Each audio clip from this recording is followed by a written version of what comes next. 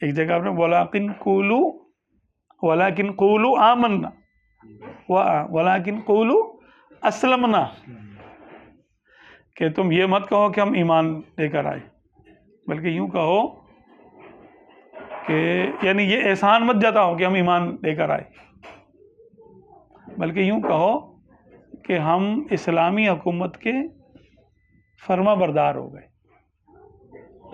یعنی اسلام کا غلبہ دیکھ کر مال غنیمت آ رہے ہیں، اسلام کا غلبہ ہونے لگا، تو بہت سارے قبائل آ کے، ان میں سے کچھ سچے بھی تھے کچھ جھوٹے بھی تھے، کہ دیکھا دیکھی مسلمان ہو گئے، کلمہ پڑھ لیا کہ چلو ہم کو مال غنیمت میں سے حصہ ملے گا، پیسے مل جائیں گے. بھائی زلزلے میں جس کا گھر ٹوٹا، جس کا نہیں ٹوٹا، اگر فنڈ تقسیم ہوتے ہیں تو وہ بھی آ جاتا ہے، میرا محل تھا یہاں پر 10 کروڑ کا محل تھا، وہ بھی ٹوٹ گیا، اب مجھے 5 کروڑ تو دے دو. بھائی تیرا کچھ ہوتا ہی نہیں ہے، لیکن وہ آ جاتے کہ نہیں آ جاتے. تو جب مال غنیمت کا دور آیا، جب جنگوں میں مسلمانوں کو فتوحات ہونا شروع ہو گئی، تو بہت سارے منافق آ گئے کہ ہم بھی اسلام لے کر آئے ہیں، ہم بھی اسلام لے کر آئے ہیں.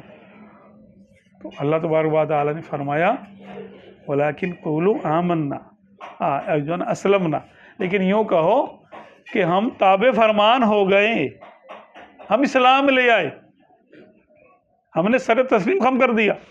یعنی ظاہری طور پہ ہم نے کلمہ پڑھ لیا. وَلَمَّا يَدْخُلِ الْإِيمَانُ فِي قُلُوبِكُمْ، اور ابھی تک ایمان تمہارے دلوں میں داخل نہیں ہوا. اللہ تبارک و تعالیٰ نے ان کے اسلام کی تصدیق کی، لیکن ایمان کا منع کیا.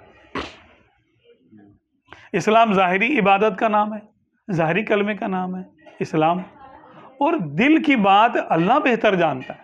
اب ہم تو کسی کو نہیں کہہ سکتے کہ کوئی شخص مسلمان ہے لیکن مومن نہیں ہے، ہم نہیں کہہ سکتے.